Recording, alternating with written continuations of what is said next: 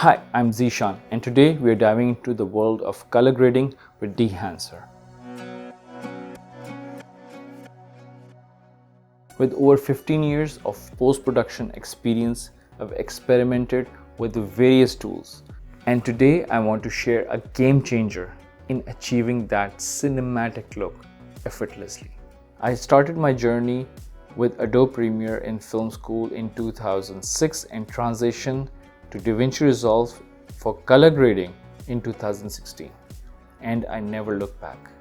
Despite the incredible capabilities of the modern digital cameras, there's something about that classic film aesthetic that our eyes naturally drawn to.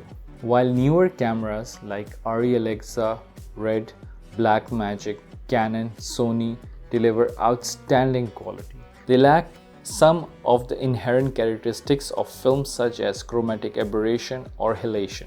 As a colorist, I've always sought ways to emulate these features. That's where DaVinci comes in. DaVinci is more just a shortcut. It's a transformative tool that can turn a mundane shot into a cinematic masterpiece, especially for those who are new to editing or lack time to fine-tune each clip. Now let's see DaVinci in action. We have opened our edit timeline for the gym edit, and as you can see, we have already color graded everything accordingly. So what we'll do is we'll just copy and paste another version, and we will name this as Cinema DaVinci. So this will be our DaVinci one. As you can see, the normal file, if I open any particular clip, so you can see like multiple things are going on over here in the color tab. So this is just a LUT we have used because it was shot on Sony. Then on top of that, we have used curves and lifted highlights and then dropped shadows a little. Also, we have played with the wheels and we have put down the saturation to 45 instead of 50. I have put it on the red side because it was more green, so I've pushed this little here, and in this one I've just selected the skin and made it little softer because it had a lot of definition and some skin imperfections, so I just wanted to avoid that. So yeah, that's about it. And then top of this, we have used our adjustment layer, and on the adjustment layer I've used film grain and halation and sharpened a little. So halation and sharpening are both DaVinci Resolve's own effects, so they are already there. So now let's head back to this one. Let's go into the color tab and just reset it. So the middle wheel mouse button on the neutral clip and just click and it resets. Then we can start using our own DaVinci. So you can go down here and you will find DaVinci, or you can just search it. Yeah, so it's in film emulation DaVinci Pro. So it's the paid version. So when you drop this, I'll just turn off the adjustment layer so that you don't see any film effects. So when you drop this, you don't see anything happening. This is for the very basic one. So you need to choose your camera, and it has all kinds of cameras, I told you before. Now we'll select Sony a7 IV, and because it was shot on S-Log3, so we'll select S-Log3. So according to your eye, you can also like adjust, and obviously there are other parameters that we can adjust and see.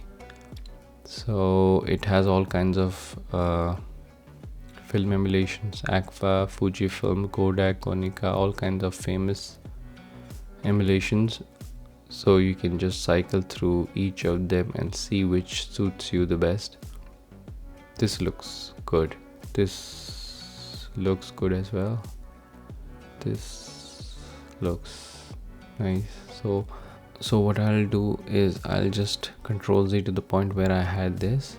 So I will just reset this. no colors, no nothing. I will just use the skin because skin is something that I would always use. So I'll delete this one. I'll keep this one. I'll just keep 2 of these for film emulation. I'll just drop on top of this skin. I've done. So again, go back here, choose camera, Sony, manufacturer A74, S-Log3, S-Gamma 3. It has got Fuji, Kodak, Fuji, color, ECFA. Just cycle through them quickly. Which one? It looks good. ECFA XRS 200 1991, and also it has got some black and white emulations. This also looks good. Using this method, you can see I haven't touched the shadows, highlights. It is done inside this.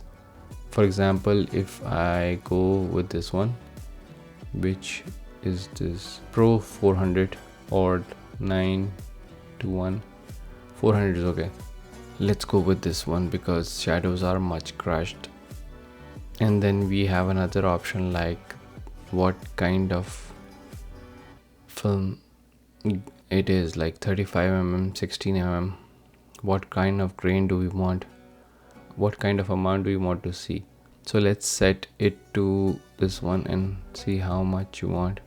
If this is fine, then you can move on to halation. Do you want halation or not? Then there is bloom, which pushes the highlights and they are all smoothened out. Then there is film damage, which I don't like. There is film breathing, gate weave, and overscan. And then there is vignetting. So we can just see this clip only. As you can see, the playback is smooth. It's not very jittery.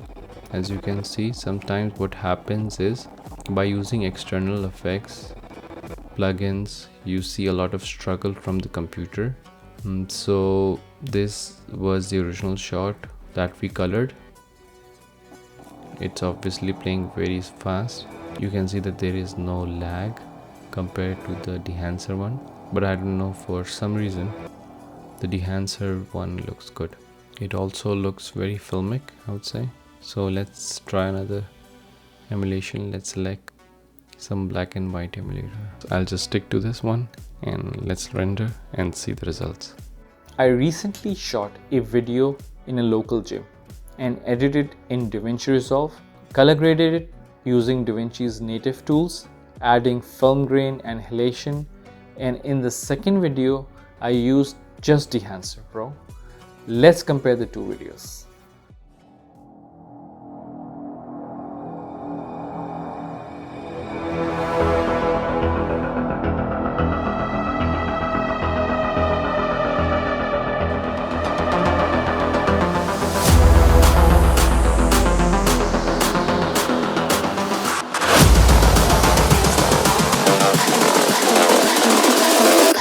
Girls with the nails done.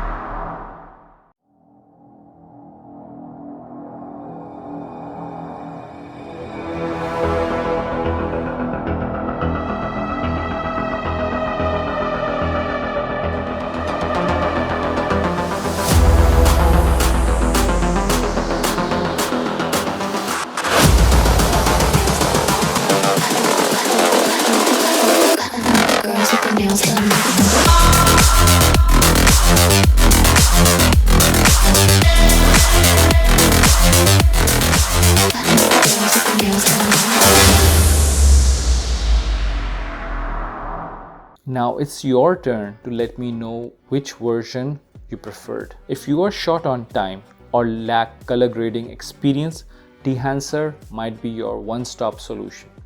It supports wide range of cameras from Sony a7S III to Fuji X-T4, offering 63 photographic and movie film looks, including the classic codec version 3 and the Eastman Double. The beauty of DaVinci is its user-friendly interface. Just select the camera and it will seamlessly transition from your log profile to Rec 709, adding film grain, halation, bloom, and even film damage. The software utilizes your GPU efficiently, supporting both CUDA for NVIDIA cards and OpenCL for AMD graphic cards to ensure smooth playback. A special treat for my viewers, I've partnered with DaVinci to offer a 10% discount. Use the promo code CFDaVinci at checkout. I want to clarify that DaVinci hasn't influenced this review in any way. I genuinely believe its capabilities. Share your thoughts in the comments and let me know what you think about it. If you like my review, please subscribe. Until then, take care and happy editing.